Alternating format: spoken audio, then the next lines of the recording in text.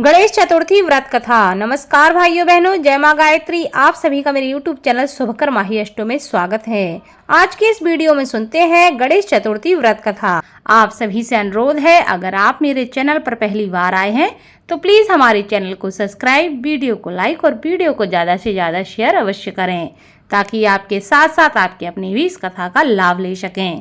पौराणिक कथा के अनुसार स्कंद कुमार कहते हैं कि समस्त ऋषियों, आप लोग पुराण में वर्णित मंगलदायिनी कथा को सुनिए, जिसमें भगवान श्री गणेश के व्रत के महात्म का वर्णन किया गया है। हे द्विजवरों, जिस समय पांडु पुत्रों को वनवास हुआ, वे सब धर्म परायण और भगवान कृष्ण की उपासना करते थे। एक समय की बात है कि अपनी इच्छा से भ्रमण करते हुए व्यास जी उन लोगों की कुटिया पर पहुंच गए। व्यास जी को देखकर सभी करवद्ध हो गए, उनके सम्मुख खड़े हो गए और कहने लगे, आपके दर्शन करके हम लोग धन्य हो गए और साथ ही हमारी कुटिया भी धन्य हो गई। आज आपके दर्शन से हमारा जीवन धन्य हुआ। आज हम लोगों का सब कुछ सफल हुआ, क्योंकि आज हम लोगों ने आपके दर्शन प्राप्त किए हैं। आपके दर्शन मात्र से कष्टों का निवारण हो जाता है। आपने मेरी कुटिया में पदार्पण किया है, अतः हम लोग आपका स्वागत करते हैं। हम लोग राजयुत होकर भी आज अपने आप को धन्य मान रहे हैं। ऐसा कहकर पांचों पांडव, भीमसेन, युधिष्ठिर, अर्जुन, नकुल और सहदेव उन्हें प्रणाम करके उनके सामने खड़े हो गए। पाद, अर्घ्य, आचमन और आसन प्रदान करके द्रौपदी ने हाथ जोड़कर उनसे कहना प्रारंभ किया, हे मुनिवर, मैं राजरानी होकर भी दुर्योधन की भरी सभा में केस पकड़कर अपमानित हुई और वनवासिनी बनाई गई। अब मैं क्या उपाय करूं जिससे हमारे सभी क्लेशों का शमन हो जाए तथा हमारे शत्रुओं की पराजय हो जाए। इस प्रकार युधिष्ठिर द्रौपदी के संकट नाशक उपाय पूछने पर सर्वज्ञ व्यास जी ने कृपा पूर्वक उन्हें उपाय बताया। हे महाराज, इस प्रकार संपूर्ण विश्व में आपके जैसा कोई दूसरा धर्मात्मा नहीं है। मैं आपसे ऐसे व्रत का वर्णन करूंगा जिससे आपके समस्त दुखों और कष्टों का निवारण हो जाएगा। इस व्रत शुभदायक, फलदायक, दिव्य और पृथ्वी पर सभी मनोरथों को पूर्ण करने वाला है। इस व्रत के करने से विद्यार्थियों को विद्या और धनार्थियों को धन का लाभ होता है। इस संबंध में एक प्राचीन कथा है जिसका मैं तुमसे वर्णन करता हूँ। युधिष्ठिर, उसे तुम ध्यान से सुनो। प्राचीन समय की बात है। सतयुग में चंद्रसेन नामक एक राजा थे। वे अपनी रानी के साथ दीक्षा लेकर परिवार के सहित रहते थे। वे अपने स्वजनों, उनके पुत्रों एवं कुटुंबियों के साथ अपना जीवन आनंद पूर्वक व्यतीत कर रहे थे। सौभाग्य से उनकी रानी बहुत ही गुणवती तथा पतिव्रता थी। हे राजन, युधिष्ठिर उनका नाम रत्नावली था। वह पतिव्रत का पालन करने वाली थी। स्कंद जी कहते हैं कि हे मुनिवरों, राजा और रानी में परस्पर बहुत प्रेम था। एक समय दैव योग से शत्रुओं ने उनके राज्य को हस्तगत कर लिया। शत्रुओं ने राजा के कोष पर अधिकार करने के साथ ही सेना पर भी अपना आधिपत्य जमा लिया। राजा का साथ अपने भाई बंधुओं से छूट गया। राजा भ्रष्ट होकर राजा अपनी रानी रत्नावली के साथ वन में चले गए। एक ही वस्त्र में लिपटे वे दंपत्ति भूख प्यास से विकल हो गए। हे युधिष्ठिर, रानी रत्नावली के साथ राजा अकेले वन में भटकने लगे। दोनों भूख प्यास से पीड़ित होकर वन में चलते चलते उन दोनों को सूर्यास्त हो गया। उस भयंकर वन में शेर, बाघ, चकवा, बगुला, कोयल और सारस रहते थे। रानी के पैर में कांटा चुभ जाने से राजा को महान कष्ट का अनुभव हुआ। उस वन में घूमते हुए राजा ने प्रातःकाल महर्षि मार्कंडेय को दूर से ही देखा। धीरे धीरे चलकर वहां तक पहुँचे और उन्हें दंडवत प्रणाम किया। उनकी पत्नी ने श्री मुनि को बारंबार प्रणाम किया। वन में विराजमान तपस्वी एवं जितेंद्रिय मुनि मार्कंडेय जी से हाथ जोड़कर राजा ने कहा। राजा ने पूछा कि हे मुनिवर, मैंने पूर्व जन्म में ऐसा कौन सा पाप किया था जिससे मेरी राजलक्ष्मी शत्रुओं द्वारा छीन ली गई है। मार्कंडेय मुनि ने उत्तर दिया कि हे राजन, आप अपने पूर्व जन्म के वृतांत को सुनिए। मैं आपको बतला रहा हूँ। एक बार आखेट यानी कि शिकार के लिए आप गहन वन में चले गए। हरिण, चीते, खरगोश का शिकार करते करते उस वन में रात हो गई और अधिक मास की चतुर्थी आ गई। उस वन में आपने एक सुंदर सरोवर देखा और उसके किनारे लाल रंग की साड़ी पहने हुए नाग कन्याओं को देखा। वे सब गणेश जी की पूजा कर रही थीं। यह देखकर आपको बड़ा आश्चर्य हुआ। आपने वहां पहुंचकर बड़ी नम्रता पूर्वक पूछा कि हे स्वर्गगामिनी देवियों, गणेश जी की पूजा कैसे करनी चाहिए? आप लोग मुझे भी इस पूजा के बारे में कृपया करके बताएं। इसका प्रभाव हमें बतलाइए, क्योंकि मैं भी पूजन करना चाहता हूँ। नाग कन्याओं ने उत्तर दिया कि आप गणेश जी की पूजा कीजिए। इससे समस्त सिद्धियां प्राप्त होती हैं और नित्य ही शांति, पुष्टि, सुख और संतान एवं धन में वृद्धि होती है। राजा ने महिलाओं से पूछा कि गणेश जी की पूजा किस महीने में और किस तिथि को करनी चाहिए? इसमें किस वस्तु का दान देना चाहिए? इस पूजन की क्या विधि है? आप लोग कृपया करके मुझे यह सब बताएं। नाग कन्याओं ने उत्तर दिया कि हे राजाधिराज, अधिक मास के कृष्ण पक्ष की चतुर्थी को चंद्रोदय होने पर विधि सहित विघ्न विनाशक गणेश जी की पूजा करनी चाहिए। अपनी सामर्थ्य के अनुसार भक्ति भाव से पूजन करें।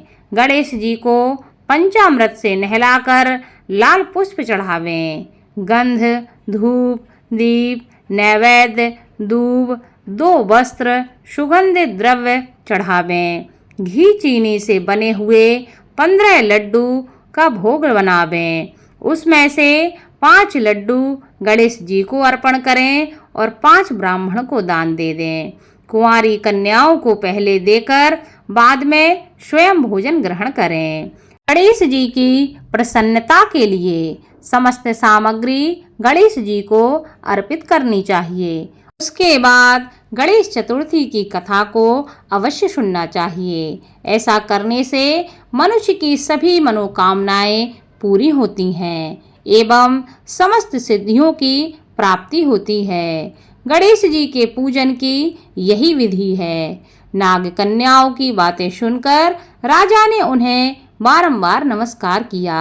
इस प्रकार राजा ने वहां गणेश जी के व्रत का मन में संकल्प करके सरोवर के तट पर जाकर गणेश जी का ध्यान किया और वहां से चले गए।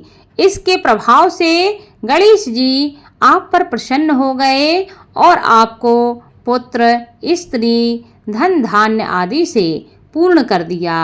आपके महल में रत्नों के हार, स्वर्ण, गौ, हाथी एवं घोड़े, धन धान्य की वृद्धि होने लगी। कोई भी अभाव आपके जीवन में ना रहा। लेकिन कुछ दिनों के बाद आप धन को पाकर अपना व्रत भूल गए। इसके अनंतर आप उस जन्म में मृत्यु को प्राप्त हुए। हे राजन, उस जन्म में जो पूजन किया था उसके प्रभाव से आपका जन्म राजवंश में हुआ और सहृदय की मित्रता, सुंदर नारी का समागम एवं सुंदर शरीर की प्राप्ति होने से धन मद में आकर आपने व्रत करना छोड़ दिया, जिसके कारण आपकी ऐसी दुर्गति हुई है। राजा ने पूछा कि हे ब्राह्मण, अब मैं कौन सा काम करूं जिससे वर्तमान संकट से मुक्ति मिल जाए, जिस उपाय से हमारे जीवन के विघ्नों और कलेशों का नाश हो जाए तथा मुझे शांति की प्राप्ति हो। हे मुनि श्रेष्ठ, कृपया करके मुझे उपाय बताएं। मार्कंडेय मुनि ने कहा कि हे महाराज, पूर्वोक्त रीति से आप गणेश जी की पूजा कीजिए और संकटनाशन गणेश जी के व्रत को कीजिए। इससे गणेश जी प्रसन्न होंगे और आपको पुनः राज्य वैभव प्राप्त होगा। इसलिए संपूर्ण कष्टों के शमनार्थ आप स्वयं गणेश जी की पूजा कीजिए। व्यास जी कहते हैं कि मार्कंडेय जी की बात सुनकर राजा ने उन्हें प्रणाम किया और अपने भवन को लौट गए। रानी के साथ राजा ने भक्ति पूर्वक विधिवत व्रत करना प्रारंभ किया। व्रत के करने से उनके शत्रुओं का नाश हुआ। उन्होंने अपना खोया हुआ राज्य पुनः प्राप्त किया। गणेश जी की पूजा करने से सभी वस्तुएं सुलभ ही हो जाती हैं और सभी कार्यों में सफलता मिलने लगती है। स्कंद कुमार जी कहते हैं कि व्यास जी के वचन सुनकर महाराज युधिष्ठिर ने हाथ जोड़कर उनसे फिर से पूछा। युधिष्ठिर ने कहा कि हे कष्टों को दूर करने वाले महर्षि, इस चतुर्थी के व्रत की विधि बतलाइए। किस नाम से, किस मास में, किस प्रकार से गणेश जी की पूजा करनी चाहिए, तब इस व्रत में किस चीज का आहार ग्रहण करना चाहिए, कृपया करके हमारा मार्गदर्शन करें। तब व्यास जी कहते हैं कि हे राजन, अधिक मास में चतुर्थी को गणेश्वर के नाम से पूजा करनी चाहिए। लाल कनेर के फूल चढ़ाकर लड्डू आदि का भोग लगावें। लाल चंदन, रोली, अक्षत और दूब को एक एक नाम से अलग अलग चढ़ावें। तत्पश्चात विश्वप्रियाय नमः कहकर आचमन करें। ब्रह्मचारिणे नमः कहकर स्नान कराएं। गणेश्वराय नमः से वस्त्र पहनाएं। पुष्टिदाय नमः से चंदन चढ़ावें।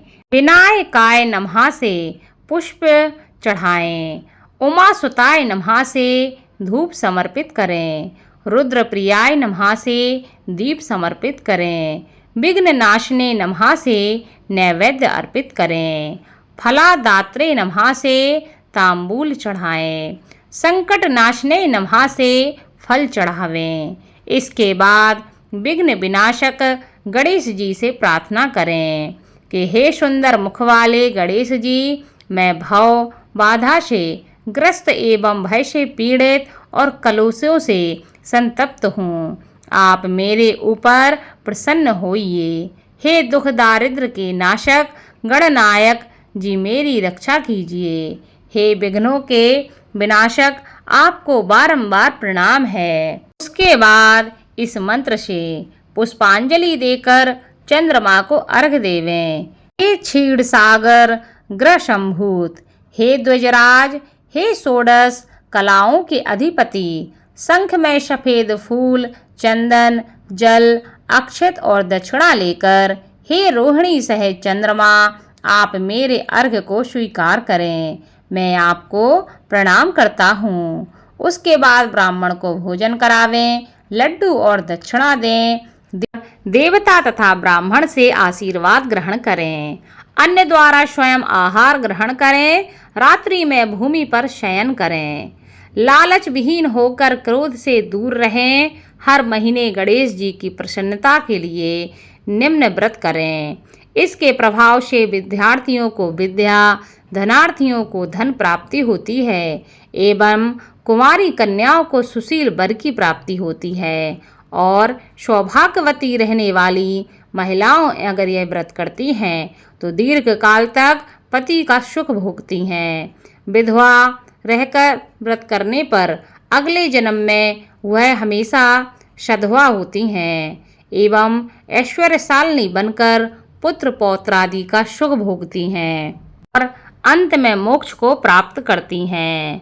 पुत्रेक्षु को पुत्र लाभ एवं रोगी को रोग निवारण मिलता है। भयभीत व्यक्ति भय से रहित हो जाता है एवं बंधन में पड़ा हुआ व्यक्ति बंधन से मुक्त हो जाता है। व्यास जी कहते हैं कि हे राजन, इस प्रकार आप भी इस व्रत को कीजिए। इस संकट नाशक चतुर्थी व्रत करने से आप गणेश जी की कृपा से अपने राज्य को पुनः प्राप्त कर लेंगे। राजा युधिष्ठिर ने इस व्रत को किया। इसके प्रभाव से उन्हें संपूर्ण शत्रुओं को रणभूमि में परास्त करके भारतवर्ष का राज्य अपने अधीन कर लिया। बोलो भगवान गणेश की जय।